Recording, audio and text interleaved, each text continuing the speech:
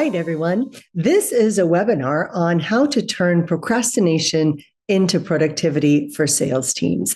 Thank you so much for joining me. My name is Mary Kelly, and I am delighted to be with you today as we explore some of the obstacles as well as solutions, specifically for sales teams on how to get the most out of your time.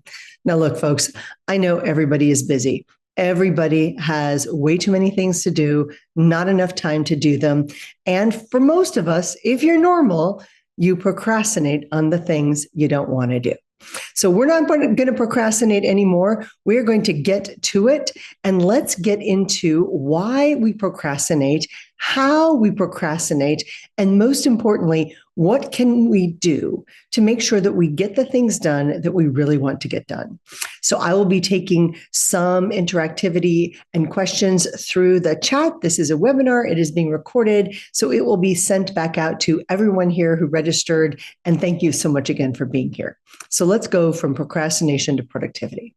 I need you to know that I started looking at the procrastination puzzle several years ago when, especially during COVID, people just couldn't seem to get things done. They seemed frozen, like deer in the headlights, just frozen into inactivity. And I wondered, is this affecting everyone? And the answer is predominantly yes, but to varying degrees. So how is it that some people are simply capable of getting more done, not procrastinating like the rest of us? Well, turns out it's hardwired. We all have everything to do, everything to do, everything to do, everything to do. And for most of us, there are too many things to do. We have to figure out what we really need to get done, what we really want to get done, what we really have to get done, and then work from there. So we know procrastination kills productivity, and it makes you second guess yourself. And this is the part that was the most fascinating to me, that for many people, they know they need to get something done, or they miss a deadline, or their boss tells them they have to get something done, and then they don't do it. Or they wait till the very last second, and then they rush through it, and then they do a bad job.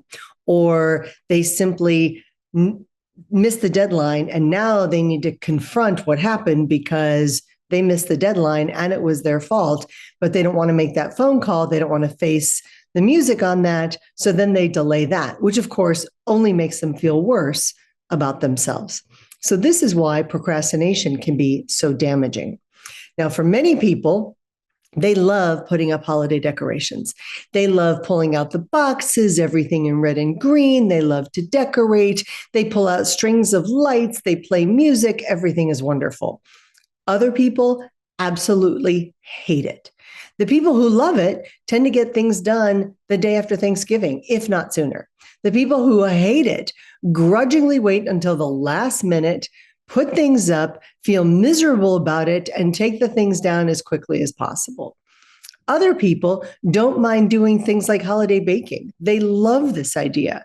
Other people absolutely hate it, which means they tend not to do it. What this illustrates is we're more apt to procrastinate on things we don't want to do rather than the things we do want to do. Now, we probably all know that, but then what do we do when we absolutely have to get things done?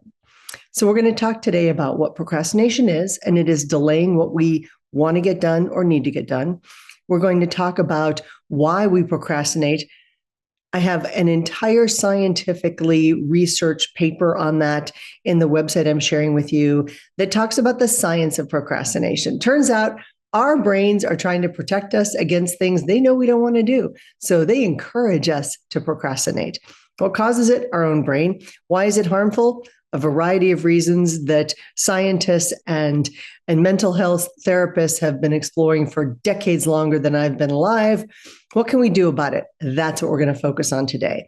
And how do we overcome procrastination at work, especially for sales teams today? And then how might we use those same techniques at home? So have you ever said something like, why can't I get the stuff done that I need to get done? What's wrong with me? Why can't I just get things done?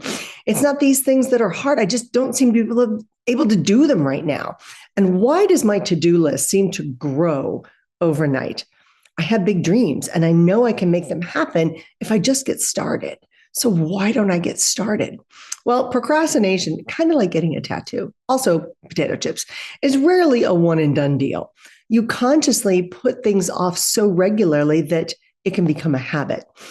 When procrastination becomes a habit, this is problematic. So your brain loves you. And this is the reason. When you're presented with a decision to do something that might make you feel stressed out, anxious, uncomfortable, uncertain, a little fearful, or maybe even a little scared, your brain tells you, hey, you probably shouldn't do that. You need to protect yourself from yourself. So your brain convinces you, just delay that. Don't do it right now. This is natural. Again, this is your limbic system trying to protect you. Your brain is trying to get rid of stress in your life. And if taking quick action is necessary, you would have already done it. So you need to act before your brain can get in your way, which is really the key to getting past procrastination. Today's 3-part goals. Number 1, avoid procrastination's negative effect on your life, at least in the areas that you really want to conquer today. We don't have to attack everything today. Number 2, strategies to help you get more done in your personal life and, of course, on the job. And 3, less stress and fewer negative emotions, more achievement at work, more fulfillment at home, and overall a better quality of life. So we know we need to take action, but then we don't. Then tomorrow comes and we put it off for another day. And we all do it. We understand we all do it. And here's just a quick run through of a few different types of procrastination, of delaying that can cause problems. Maybe we worry. Maybe we worry a lot. Our brain, again, is going to try to keep us from feeling negative emotions like uncertainty and fear and low self-esteem. So your brain convinces you that any negative emotion you might have, if you don't do anything, see, those negative emotions can go away if you just ignore them. So that's a problem. And then for some people, they say, if I do this now, I might feel relieved and satisfied and grateful and proud because I've got this done. That's a way to get over the worrier. For perfectionism, the perfectionist wants perfect results. It's all or nothing. So here's the problem. The perfectionist says, if I can't do it perfectly, I won't even try. I won't even start. And the problem there is, again, in our brain, that everything has to be perfect for those people to take action. But folks, we know the world is incomplete and imperfect and hectic and constantly changing. Laundry, I throw this in there because laundry always seems like it needs to get done. I have anxiety if I leave for a trip, and I travel a lot, as a lot of you know. I have anxiety if there is any dirty laundry left when I leave the house. So it's a never-ending battle. You're wearing clothes. Laundry always needs to get done. So there's no end to that cycle. And so waiting for the perfect set of circumstances before doing something means if you're a perfectionist, you might be waiting a long time. How I tackle the laundry is I just tackle the laundry. Now, here's the difference. I like doing laundry. So it's not like I dread doing the laundry. Chronic commitment. There are some folks out there who have chronic commitment issues, and we try to do too much. I am as guilty of this as the next person. With the best of intentions, I say yes. My heart might be in the right place, but I can cause problems in my life by accepting too many responsibilities. And I don't know about you, but sometimes I have felt like a bit of a failure if I can't handle more than other people. I tend to challenge myself all the time. I start in on my priorities on my to-do list, which is very crowded. And then maybe I realize I can't get everything done. And then maybe I procrastinate on the things I really don't want to do because I don't want to do it. And maybe I don't know how to get started. If you've ever had any of these feelings, you are not alone. And then for some people who take action, dreams become goals, and then goals become plans, and then action steps map out action steps. And we need to make sure that if we're moving forward, we realize that we have to take some work. One of the other coping mechanisms that people use is defiance, where we say, I don't want to. And for some people at work, they won't do certain things because they think, well, I shouldn't have to do that. It was the funniest thing ever. I was in an organization where they stopped the daily trash pickup in offices, and people actually got mad. They said I shouldn't have to take my own trash to the big trash can once a week. It was defiance, and some people procrastinate until their own trash built up. It solved itself. Some people will procrastinate until it becomes a crisis. Many people say, oh, I do my best work at the last minute. This was the same logic we used in school when we said things like, I do my best writing the night before the paper is due. No, that is not really true. The fact is, we do our only writing the night before the paper is due, and that is why it's probably not as good as it could be. The problem with crisis makers is they intentionally put things off until the last minute, hoping that that sense of urgency helps them think faster. It definitely makes them move faster, but the results are not as good. And then there are the list makers who never actually look at their list.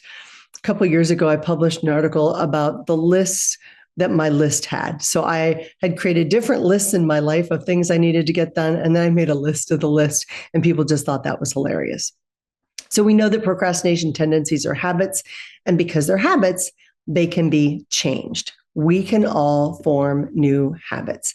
So we know that why we procrastinate can be voluntary, and that means there's a choice. If we can make a choice to procrastinate, we can also make a choice to not procrastinate.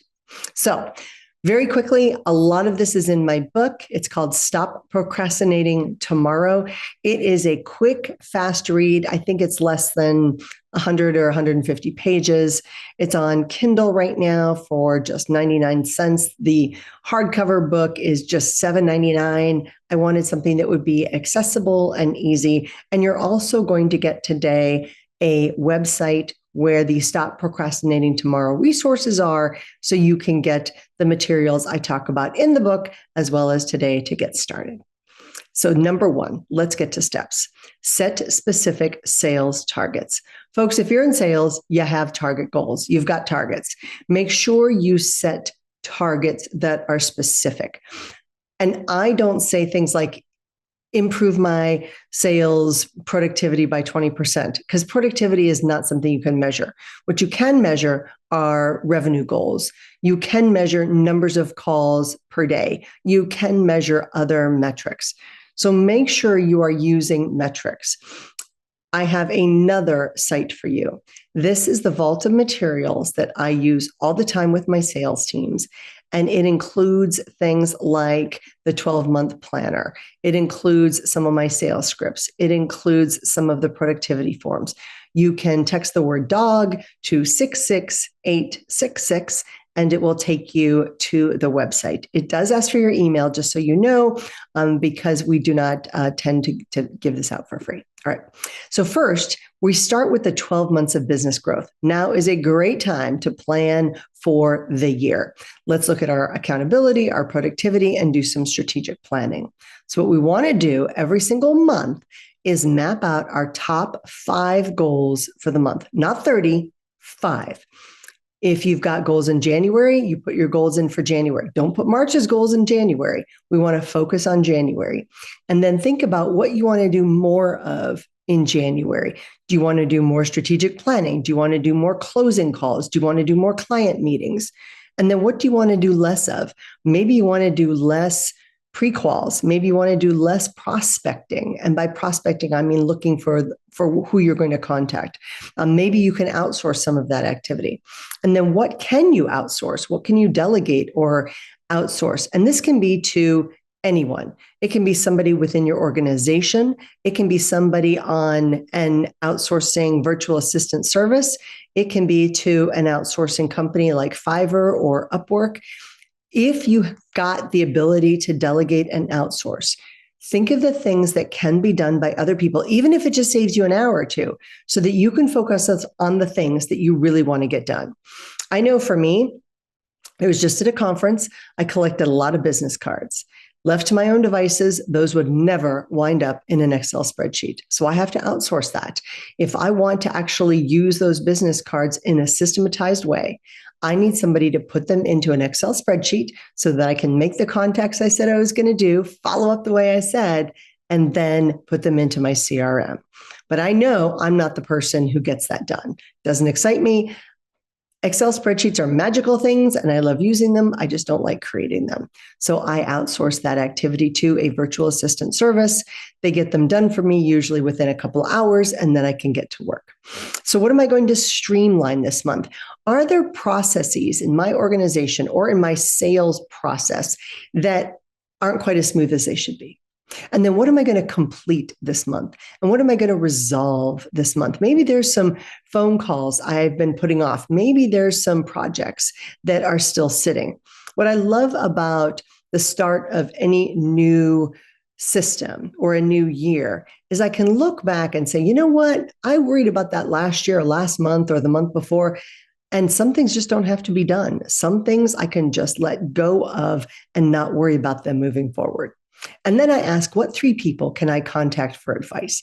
Now, I have to tell you, a lot of people think this is a nice to do, not a must do. I think it's kind of a must do. Does that mean I'm perfect at it every month? It does not. I look at these people I need to contact every month. And then at the end of the month, I look at it because, again, we all respond to deadlines. The end of the month is a deadline. And then I pick up the phone and I call these people. And then who am I going to contact as potential decision makers or clients, not to sell them anything, but this just to check in on them. Hey, how you doing? What's going on? Now, none of this is your prospecting system. Your prospecting, I know, hopefully it's 10 calls a day or 10 calls a week or something a lot more than this. And then back to the month on when planning on a scale of 1 through 5. Revisit this. You need to be looking at this every single day of the month. How was this month? Was it fabulous? Was it good? Was it just okay? Was it meh? Or was it terrible? And then look at it. And so for a lot of people, they say, well, the month was okay. And then all of a sudden they go, hang on. When I think about what could have made the month better, wait, it was a pretty good month. I got this done. I got this done. I got this done. I achieved my goals. Everybody's happy. I'm happy. I guess it was pretty fabulous. So sometimes we don't give ourselves credit where credit is due. And that leads us into what we're grateful for. Let's be grateful for the things that we need to be grateful for. The people, our jobs, our projects, our passions, our purpose, all of the things that we're grateful for, and be very specific. Be grateful that you got 3 workouts in this month. Would have been nice if you got 5, but hey, we'll take what we can get. Nothing hurt terribly afterwards. That's a good day. I'm grateful to have a roof over the head and enough food for the day. That's a good day. Clean water, always grateful. And then you can whittle it down to even more specifics. And then here's the hard part. What did you learn this month? What helped you move forward? What pushed you to be 1% better? In anything. It can be a new recipe. It can be something about a dog. It can be something about a friend. It can be reading a business book. It can be watching a TikTok video. It can be anything. But what did you learn this month? And if you just write down stuff, stuff doesn't really count so much. It needs to be specific. So here's an example. A friend of mine did this last year, and she says, you know what? For January, I'm going to lose 20 pounds and clean the house and drink more water and make $100,000 more and then negotiate world peace. Okay. So what are you going to do in February? Let's break this down a little bit and be a little bit more reasonable and a little bit more manageable. Because if your goals for the month, and again, this is just for the month, are too lofty, too big, too unmanageable, you're not going to get them done. And then you're going to be discouraged. So how do we break this down even further? Well, we go to the weekly productivity plan. For the week, what do you really need to get done? Ideally, there's just 1 or 2 things you really need to get done every single day that week. And if you tend to procrastinate on those activities, this is the magic anti-procrastination device. Write down the time in minutes it's going to take you to get that done. There's a phone call you really don't want to make. It'll probably only take you 5 to 7 minutes. Maybe there's a report you've got to finish. It probably will only take you an hour. Maybe there's a proposal you need to get done. It might take you 75 minutes. Maybe you've got to stop by the dry cleaners, 7 minutes. Put down the time in minutes of what it is you've been procrastinating on doing. And for some reason, all of a sudden your brain looks at that and goes, hang on, 5 to 7 minutes, I can do anything for 5 to 7 minutes. Breaks it down. This is the anti-procrastination device. This is the daily productivity plan. We further break things down into what we need to do today. I do one of these every single day of my life. Yes, I use my calendar on my phone and my devices, but I also use this. These are all downloadable, fillable PDFs, so you can use them, download them to your computer, download them to your phone. And I like them because it will also, when I use them online, it will give me checkboxes and cross things off for me, which we all like things that get crossed off. It makes our brains happy. So I might put down today's date. I put down the day of the week so I don't get confused. And then I write down very specifically what I need to do, who I need to call, who I need to follow up with, what I need to actually do. And then I write down my appointments and meetings. And the reason I do that is because I travel a lot, as some of you know, and a lot of you do too. And sometimes time zones catch up with me. And I don't mean not being able to sleep. I'm pretty good about not worrying about that. But sometimes I'm like, wait, was this going to happen at 11 o'clock Eastern time or Mountain time or Central time or Pacific time? So I put down the time zone as well on my appointments. And then, and here's the part I'm bad about doing, what did I actually accomplish today? Maybe I drank the 6 glasses of water that I was supposed to drink. Maybe I groomed the dog today. Maybe I got my workout in. Write down your accomplishments, help you stay focused and on track. And it just takes another couple seconds, but it gives your brain a good place to go. And it shows your brain that you're rewarding it for getting things done. Number 2, break down those big sales goals. Break them down into manageable chunks and split those sales goals into smaller, actionable tasks. Actionable tasks are things you can cross off that daily productivity plan. So this might be your daily sales call quotas, your monthly follow-up, or those monthly sales targets. But if it can be crossed off, that's a good, small, actionable task. Number 3, set short-term deadlines. There's a reason I scheduled this webinar, because if it's scheduled, it gets done. Was there a thought when I woke up this morning of maybe I could cancel it? Yeah, for about a second. But guess what? If it's scheduled and there's other people going to be here, I have to show up. I have to get things done. Folks, other people are a great accountability factor. So use that to help your brain move forward. Create a sense of urgency by setting some short-term deadlines for those key sales activities, like making those initial phone calls or sending prospect emails or figuring out who you need to be calling. Tell yourself, I'm going to get a list of my top 10 today, and I'm not going to take a lunch break until I do that. Create that sense of urgency. Number 4, prioritize your high value prospects. Folks, the first thing to do every single day is the thing that's going to make you money, the thing that's going to make you successful in business. Prioritize those things. How do you do that? Well, use the Pareto principle. That's the 80-20 rule, and focus on the top 20% of your prospects. That means that's probably where 80% of your sales are coming from. So focus on them. Is it easy to focus on some of the others? Sure. Does it make you feel like you're getting things done? Yes. But is it going to be the most effective? Is that really your high priority? Maybe not. We have to be honest about this. Number 5, plan your sales activities. Some statistics lately show that the average salesperson is spending less than 90 minutes doing actual sales activities. It's really easy to wake up in the morning, look at your email, handle the easy stuff, delete the things that don't really matter, but that's not really sales activities. So schedule specific times for your prospecting every week. Schedule your follow-up calls, schedule the meetings, close the deals, make deadlines. Do not give other people the option to manage your calendar for you. And I caught myself doing this just this week. I said, hey, would you like to talk sometime soon about this project? And then I looked at it, I was like, that's a terrible email. Sometime soon means never. So then I went back and then I said, hey, I needed to clarify. I've got some time on Thursday and Friday this week. Would it be possible for us to talk then? Here's my scheduling link. If we are vague, it is the same as running into somebody from high school and you say, hey, let's get together for coffee sometime. And they go, yeah, sure. There's no commitment there. That doesn't mean anything at all. So stick to the schedule, put things in your calendar, stick to them. Number 6, eliminate the sales distractions.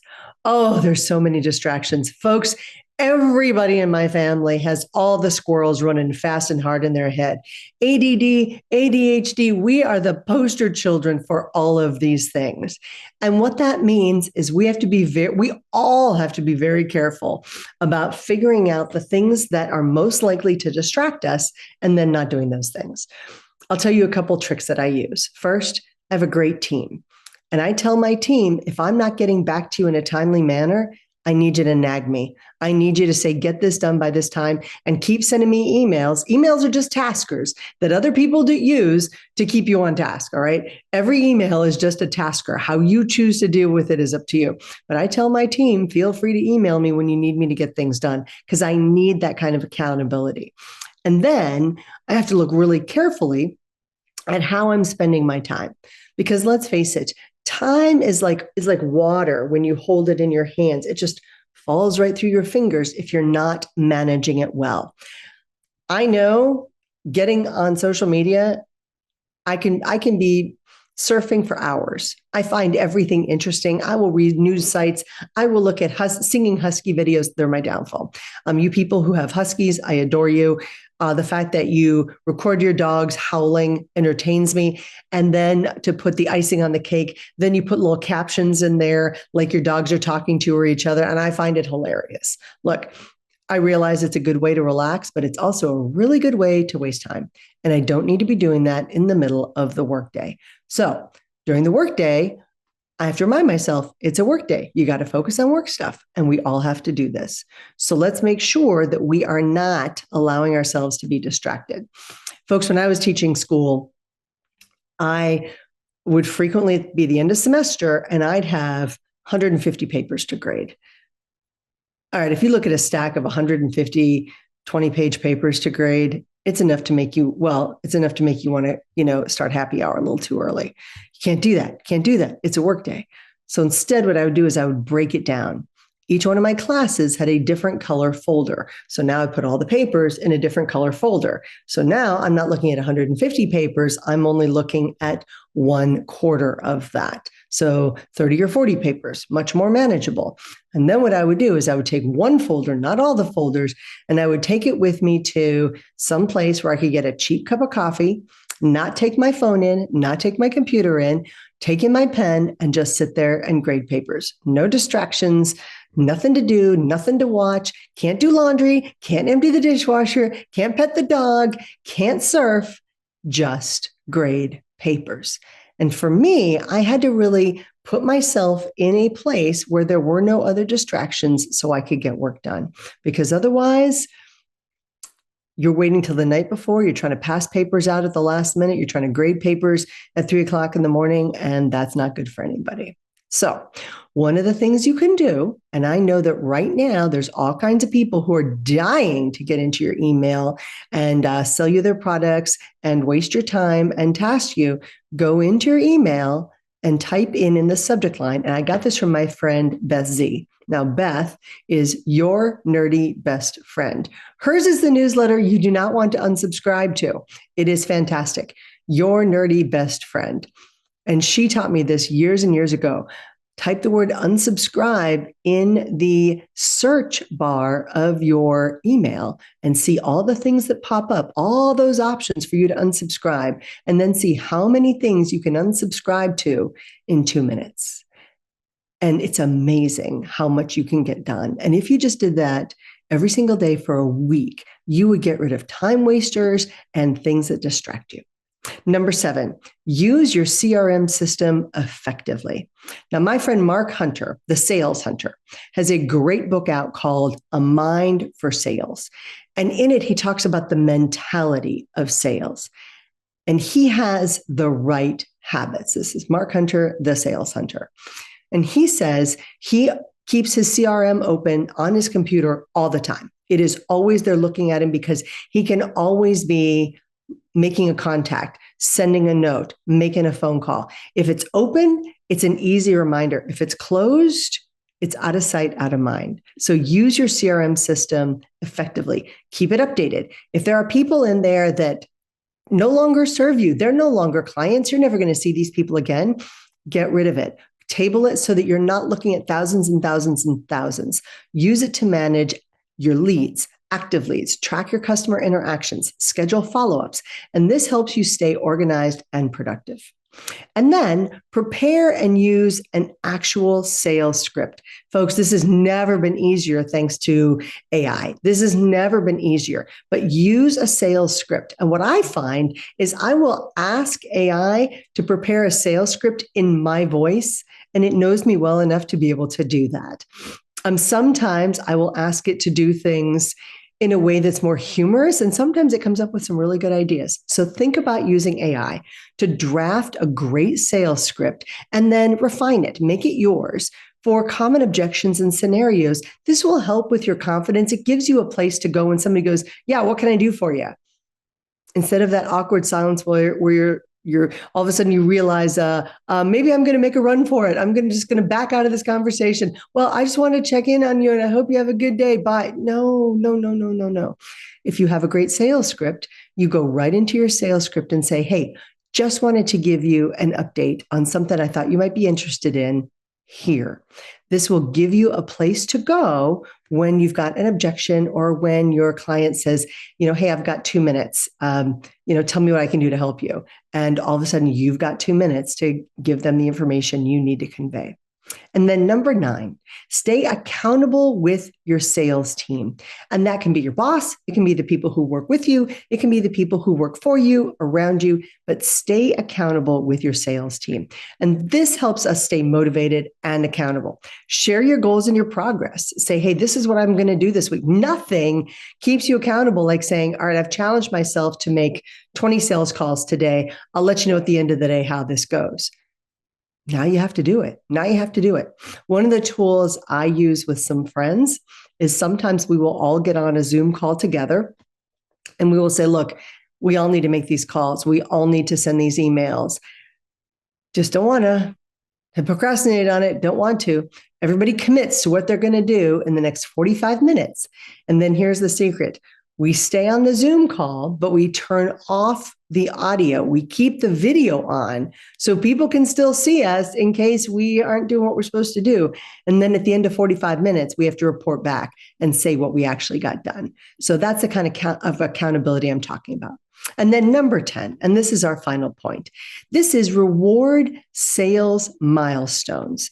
Folks, sales is hard. My dad was a salesman and he was great at it. And he heard no all the time. And what he taught me when I was about, 9 years old, he says, sales isn't selling somebody they already know they want. Sales starts when the customer says no. And that's where real salespeople kick it into gear. And I always thought, well, Dad, isn't that just being pushy? And my dad taught me this. He said, a lot of people don't know that a new product might help their life. A lot of people don't know that there's a solution for a problem they have. And frankly, if you're keeping it a secret and you're not conveying that, you're kind of a bit of a jerk. So you need to change. And this is my dad talking to me, telling me I'm a jerk. He said, you have to be so committed to your product. You have to know that what you're selling is important for other people to have, important for other people to know about, so that when you are talking about it, it's the right solution for their problem. And if it's not, maybe you can help them find the right solution, and maybe it's a competitor. But if that's the right solution for them, then you should share that information too, and that's okay. And I just came across that very recently. Somebody asked me if I could do a talk for accountants about accounting. And I said, no, I really can't do that. I'm not an accountant. I'm a trained economist, but I'm not an accountant. And if you want an accountant's perspective on accounting to accountants, you really need a great accountant. And I can recommend a few people. Now, if they want an economist, I can maybe help them out. But if they're really looking for accounting practices, they really need an accountant, and that is not me. So sometimes our product or our solution may not be the one they're looking for. And it's incumbent upon us to make sure we're honest brokers and that we help people find the solutions. And that is something to celebrate as well, whether it's a big deal or reaching a target. And if you're even helping your clients get the solution they want, you should celebrate that too. So, a few resources. I know this is very fast, and I hope that you find it valuable. At the productiveleaders.com website, that's my website, productiveleaders.com/stop procrastinating, are a bunch of other resources. There is the workbook on how to stop procrastinating right away, not just tomorrow, but right away. And then there is the quick 5-minute stop procrastination plan. There's also a 90-day boot camp. And it's all in there and it's all free. So you might want to just take a picture of this slide, productiveleaders.com/stop procrastinating. Because we know, folks, that procrastination can lead to stress and problems. So one of the tricks, again, that I like to use is reducing the number of decisions you have to make in a given day. None of you had to think about brushing your teeth this morning because it's a habit. When things become a habit, you don't have to think about them. It's no longer a decision of whether or not I'm going to make those sales calls. It's which calls am I going to make instead? And then remember, you're never going to feel like doing your taxes. There's just some things you're never going to feel like doing, and that's okay, but you still got to get them done. And then procrastination kills more than just productivity. It can make us feel less of ourselves. It can make us feel less than worthy. It can make us, feel badly about what's going on in ourselves. So we want to get over that. We want to fix that. So these strategies are just designed to address some of the common challenges that specifically salespeople face every single day.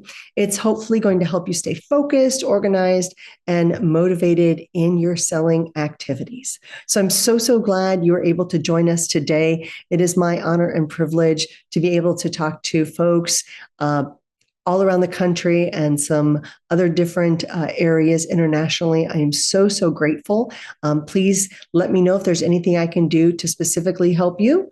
I'm at Mary at Productive Leaders, and I do respond to my own emails. That is a task I do not delegate. So with that, have a great rest of your day. Thanks for joining me. Have a great one.